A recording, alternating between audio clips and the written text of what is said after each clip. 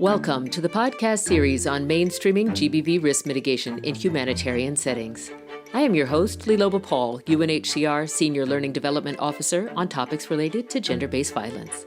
This work is brought to you by the Safe from the Start project, a collaboration between UNHCR's Division of International Protection and the Global Learning and Development Center in Budapest. Our topic today is GBV risk mitigation in emergencies. It is my pleasure to have with me Colleen Roberts, GBV Officer based in Pemba, Mozambique, who was recently deployed to Moldova as part of UNHCR's GBV emergency response to the Ukraine situation. Welcome, Colleen. Thank you very much for having me. Yes, thanks for being here. So let's get started. Could you share with us a bit about what it was like being deployed as a GBV officer to this emergency? And just give us a little bit of context. When did you first arrive in Chisinau, Moldova, and how did you first engage when you arrived in the country? With this particular response, I was really motivated to go and support the work of UNHCR. So in a sense, I proactively started reaching out to the colleagues in the GBV unit in headquarters and just to see if there was any need for support, really putting myself on standby to be deployed. My kind of approach was, I'm ready to go. I'll get on the plane tomorrow, because I'm just so driven to work with UNHCR in the emergency context, especially in that sort of large-scale emergency refugee response. It's where UNHCR really shines, no? And I think it's where we most need to ensure that we have solid GBV support from the offset, right? So every day is a day too late when it comes to looking at GBV risk reduction and response in emergencies, no? So it was really putting myself to be deployed as soon as possible. I got there at the start of March, and it was just absolutely inspirational to see how much had already been done by obviously UNHCR, but UNHCR in terms of coordination and collaboration with the government and also with local NGOs, and just this great diversity of different types of actors that really came together underneath the protection umbrella, no, to support in that quite, alarming situation at the border, and especially like looking at the kind of risk level of the different people coming. And it was absolutely phenomenal to see already so much work having been done, and having just such a great team of UNHCR who were already, from the offset thinking about risks of GBV organically, doing it themselves and really looking towards like how they can improve that from the offset. So it was actually absolutely incredible. And I really like working in emergency contexts. I think that's often where we can be of most use, and I like to work at quite a pace. So it was just great. And it was great to get to know all of the expertise in UNHCR on the ground there, and just such a great, strong team working environment that were just so focused on emergency response. It was absolutely phenomenal. And you did mention the word inspirational. So I think that's definitely something for us to hold on to as well when there's a functioning environment, even in the beginning of an emergency. Did you have at the beginning of the deployment some top priorities? When you went into the situation, did you already know what you wanted to do to address GBV? And did any of those top priorities change once you were on the ground? From previous experiences, and as you know, kind of the wider discourse on GBV, it's response from the offset. I think that we all know that in a conflict-related displacement setting, that there is GBV happening. And what I think is really important is we need to look to core response mechanisms and connecting, potential survivors with those response mechanisms, especially looking at what is already existing and how you can rapidly ensure that that's put not necessarily to scale, but definitely made accessible. And I think this is really important. And I think the message we see sometimes in the guidance, it's very true in practice. We should not be waiting for data to know that we need to respond. And that's why I think one of the top priorities for me was to make sure that those services were there, that they're accessible, and that they have the resourcing they need, to include refugee survivors. So we were looking specifically at kind of border points, transit locations, appropriate messaging, and really rapidly seeing what might some of the barriers to accessing that crucial life-saving support might be. So yeah, I think that's always the priority in any kind of emergency. Other than that, I think it's also been able to rapidly just go know who's who and just get some kind of top line priorities from the actors already working there, right? Especially the local actors, the government, even also volunteers and more civil society organizations that have been very frontline. So I think it's just getting rapid priorities and filtering what you can concretely do in the time frame, and then what you might need to ensure collaboration with other stakeholders, because it's also knowing that we cannot do everything, right? We've only got two hands, and there are other people, there's other agencies, there's other organizations. It's like we all have a stake in GBV response and risk mitigation. So it's not just the priorities, it's like understanding what makes sense in terms of what we do and what others can do and how we do it collaboratively. Yes, and there's so much work being done together with the interagency environment, but the local actors really stepping in here and stepping up. So it's good that you're mentioning GBV risk mitigation here too. And talking about risk mitigation, there was an article in Elle magazine France that quotes you on the pervasive threat of sexual violence faced by Ukrainian refugee women. Can you tell us about some of the GBV risks faced by Ukrainian women that were fleeing the conflict, and the initial actions to mitigate those risks that were taken by you and those you were coordinating with in Moldova? Yeah, so I think the specific context of GBV risks in the Ukraine response, it's with any response, it's very specific, because the dynamics of GBV are very much related to the specific emergency as well as the wider culture, that exists pre-crisis. So it's also understanding that, GBV, in particular in the context, intimate partner violence, in the framework of domestic violence, was a huge concern in that specific region, also in Moldova, so there'd been already a lot of work done. So I think that gives you an indicator of some of the potentially kind of discriminative gender norms. If you know that you're coming from an environment where there had been discrimination against women pre-crisis and into high levels of intimate partner violence. So then when you have a conflict situation, displacement, that those kind of harmful gender norms, they're only heightened and increased because there's a breakdown in the protective structures. And I think especially when we look at militarization. I think this is a word that's used a lot in the Ukraine context because it was quite a rapid militarization, quite a rapid crisis, that took quite a lot of people by surprise in a sense. So when that happens, obviously there's quite a high risk of sexual violence and different types of harm and violence, especially towards women and girls. This was a huge concern. And I think also, especially the adolescent girls, and unfortunately, I don't think even though we know it's so important, I don't think we talk about the girls enough, and oftentimes they can feel a bit left out of our discussions and our broader humanitarian work. And, we spoke to the girls and they said that they still felt afraid.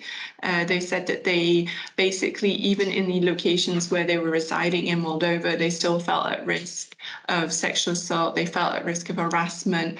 They felt that sometimes when they go out that they're harassed in the street, that they're called names, and often related to their origin as well, as Ukrainian girls. So I think also we need to make sure that we take an age, gender, diversity approach towards this now.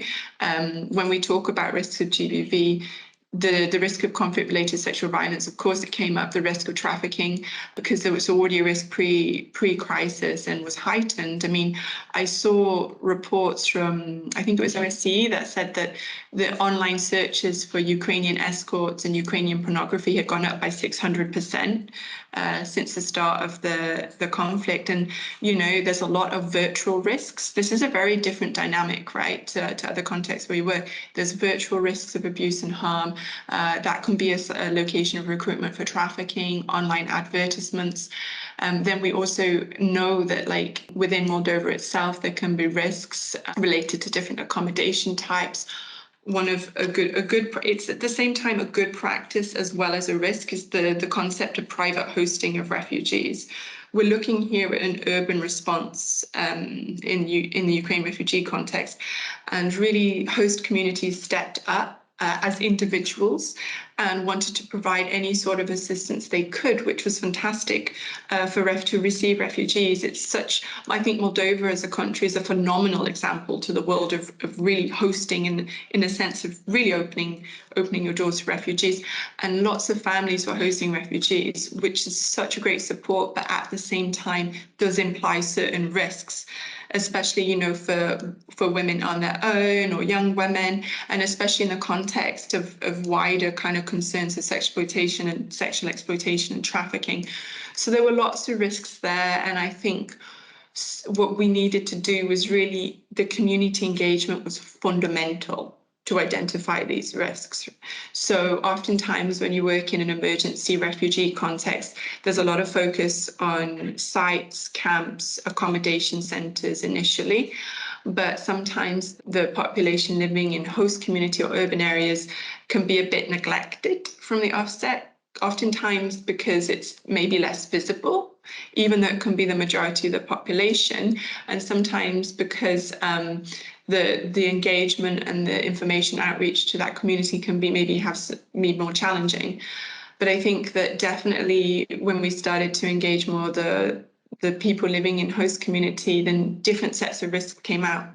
So, accommodation centres, the risk might be different to people living in host communities. The risk might be different to people in transit through the country, because lots of people were moving onward to other European countries.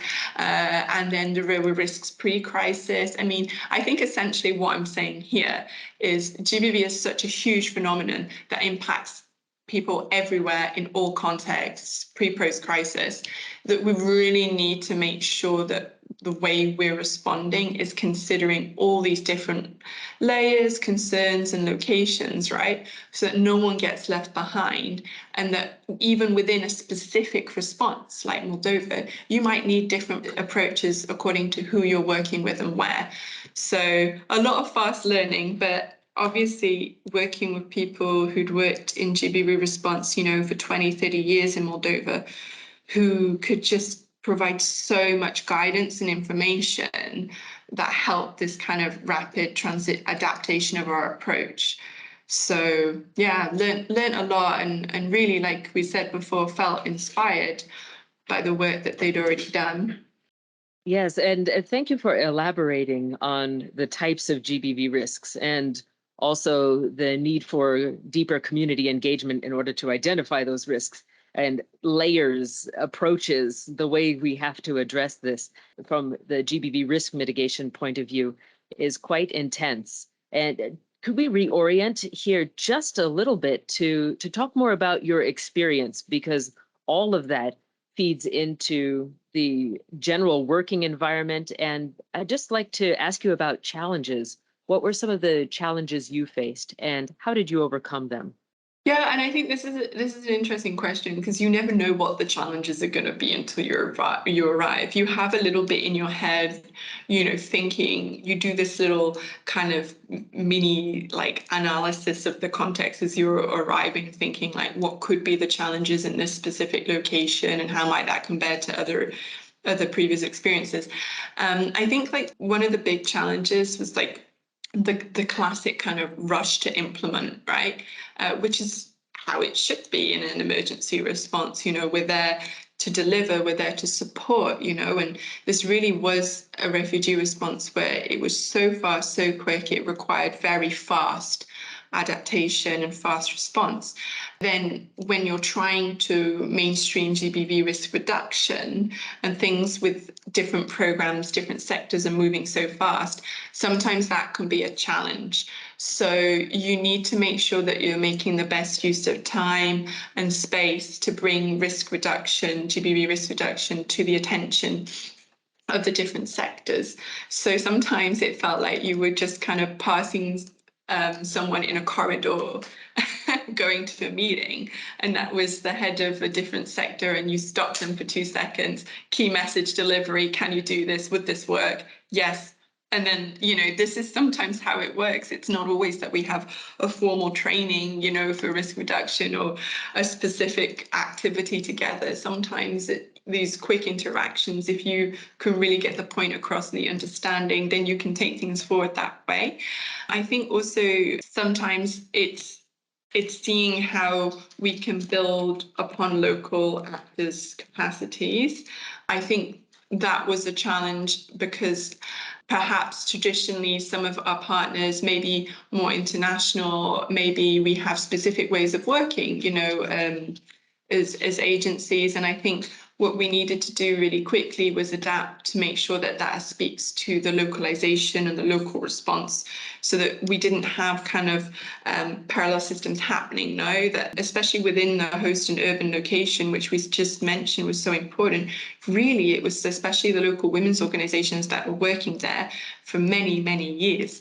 And so naturally just including Ukrainian women and girls within their programs, that it was really important that we make sure that we included them in an appropriate way without obviously overwhelming, overstretching or burning out. I think this was a really great response because there was a lot of awareness from everybody involved around self-care, potential impacts on yourself, of working in emergency response. There was a lot of reference to burnout, and I think that was especially important to make sure that we were not a contributor towards that in the way we work on our approach, and we could adapt to be as inclusive as possible, especially of local women-led organizations led by different diverse groups, such as Roma-led organizations or LGBTI organizations within the response.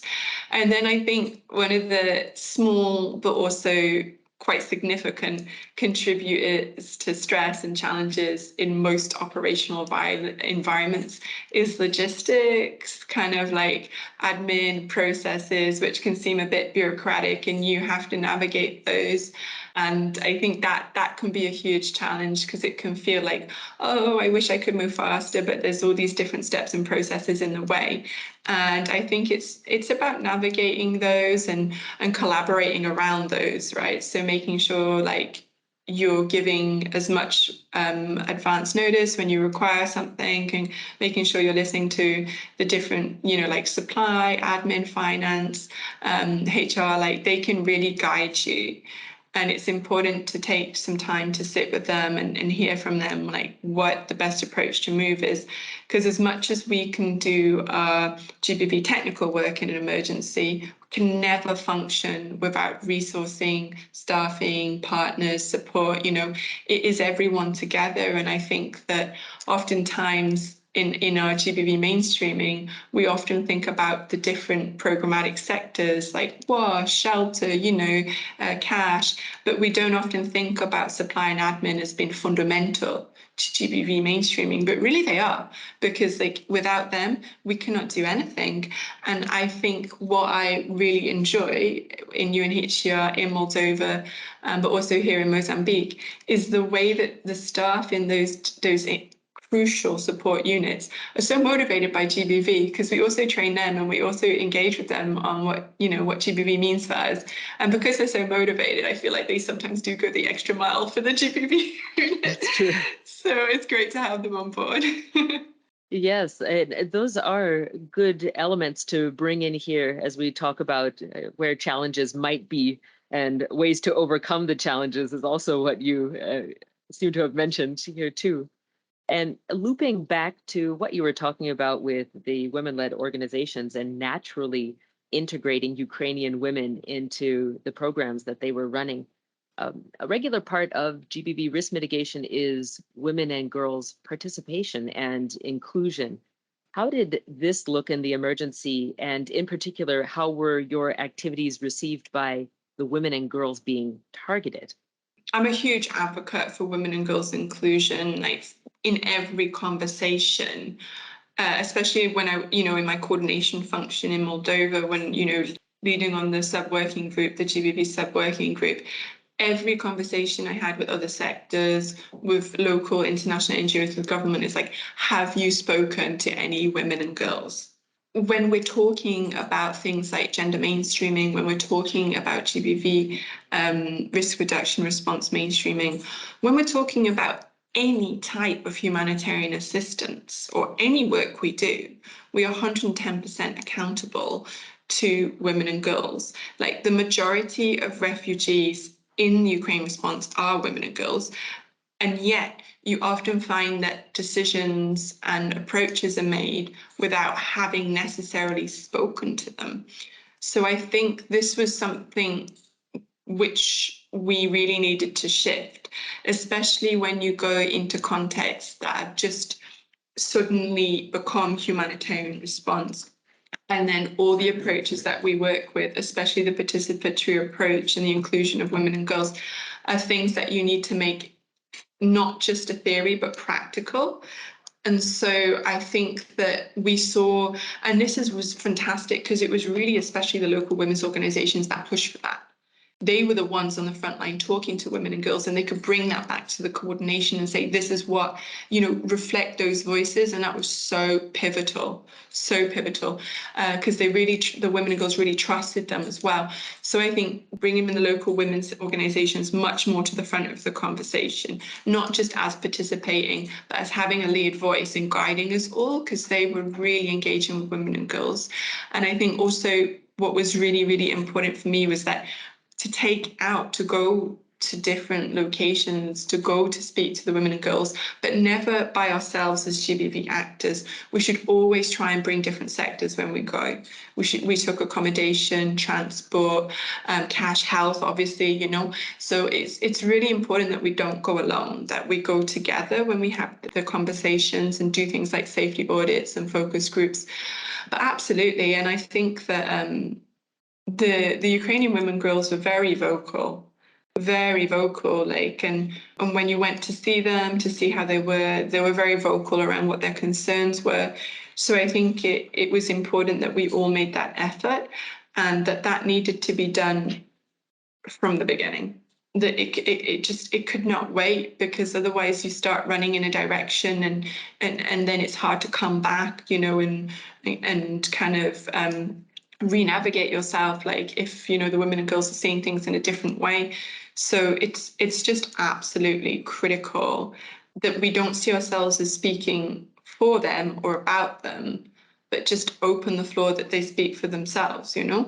And I think that there are so many ways of doing that it was really something that it required quite a shift, because when you go into humanitarian response, often from development context, for example, it can be quite a different approach. It's much more frontline, it's much more with the community, it's much more kind of like guided by them, but rapidly, not taking a long time to do research and assessments, but really just hearing straight away what their concerns are.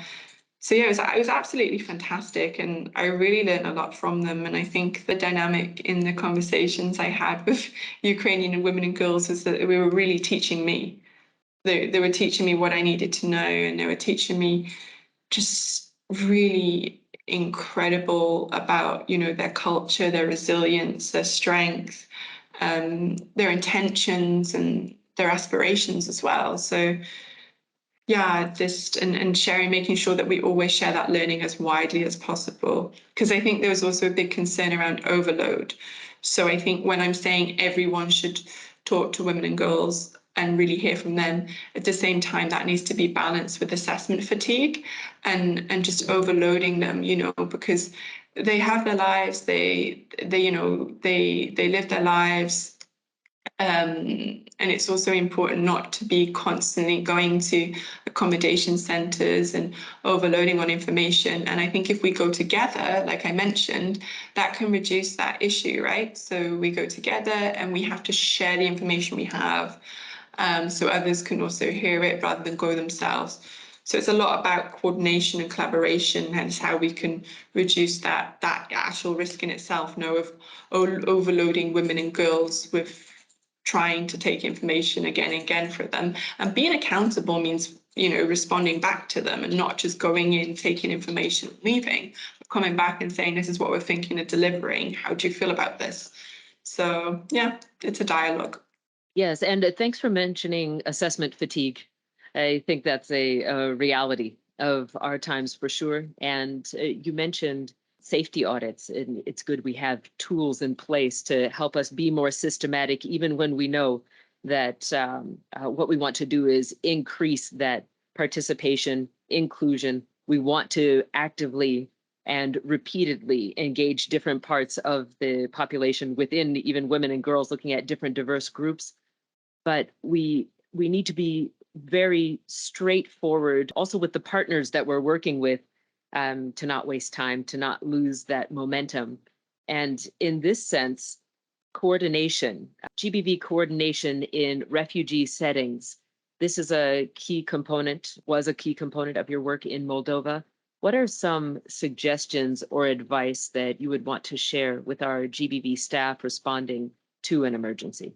With GBV coordination, it's knowing who's who, how they work, what their values are, so knowing best how to engage, because the way you engage with everyone collaboratively, you need to make sure that you're leaning on coordination in a way that's flexible to different kind of stakeholders' needs, right? So the way that you engage with an agency that has been in country operating for a long time with a big program might be different from an organization that's just come and set up, might be different from a local organization. So you have to make sure that you're flexible, because although there are certainly standards for coordination, we want to be inclusive. Like, one size doesn't fit all in terms of the approach, no, because we don't want to overload people. We need to be empathetic, and we know that the stakeholders we need to engage are often overstretched in themselves, 100% focused on delivery on the front line, which is never something we'd want to distract from. In fact, coordination wants to support that. No, we want to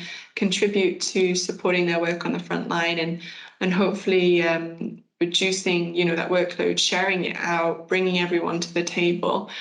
I think what was really, maybe I was just lucky in Moldova that everyone's just fantastic in the sub-working group, and everyone was wanting to support. And because sometimes when you work in coordination, it's asking for support. Can anyone help on this particular area of the work plan, or can anyone support in reviewing this for us? And sometimes you just get blank faces, but I felt like in Moldova it was everyone put their hand up, and offered support. So that was really fantastic. Maybe I was just lucky.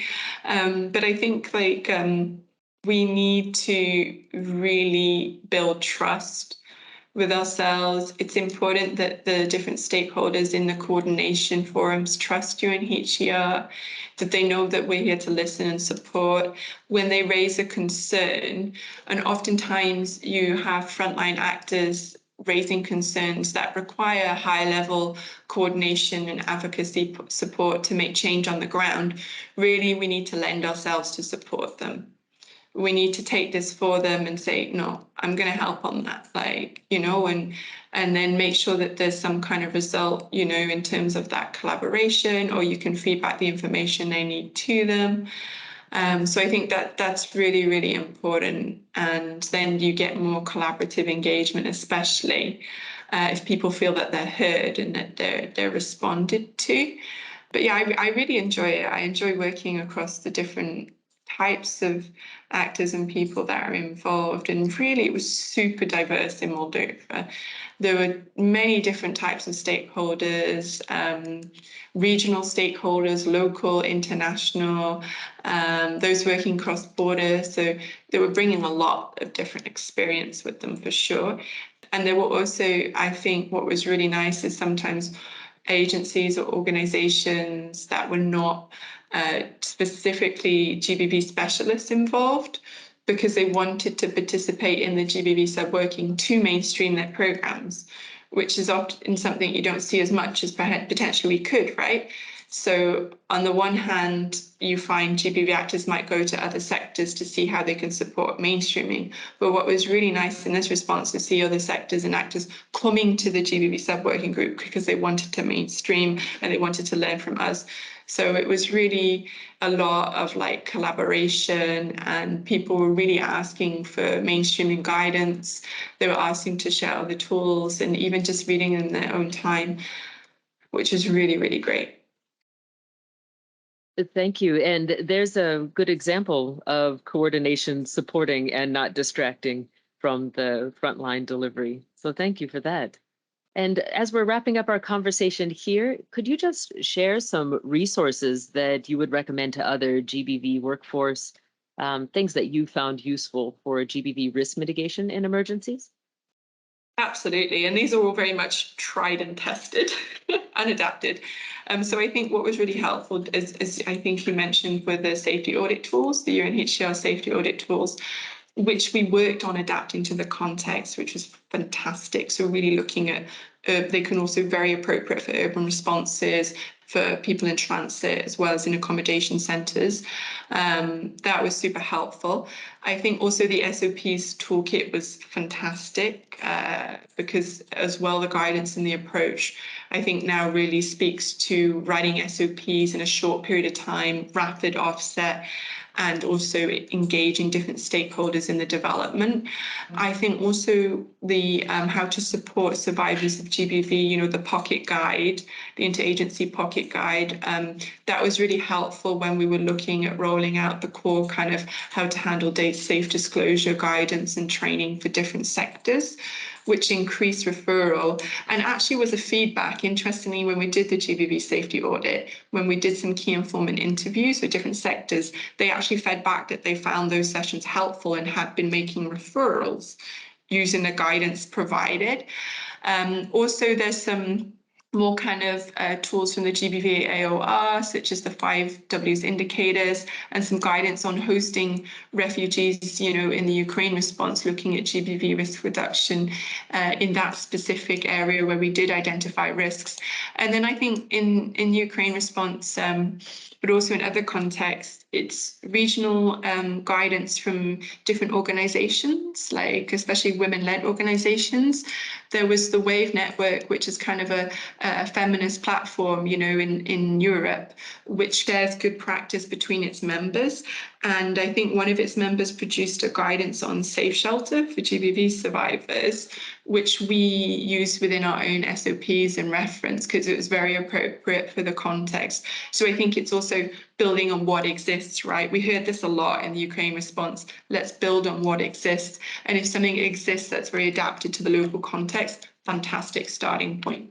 Thank you very much for those resources and also for sharing your experiences with GBV risk mitigation. You talked a bit about response too, but we know how both of these are integral and critical at the start of an emergency. So thanks for that. And also just for your time, Colleen. Thank you. And thank you for this moment to reflect, which we don't always have time to do. I just hope it's helpful. And to all of our listeners, do tune in to the next podcast in our series from the GLDC on mainstreaming GBV risk mitigation in humanitarian settings.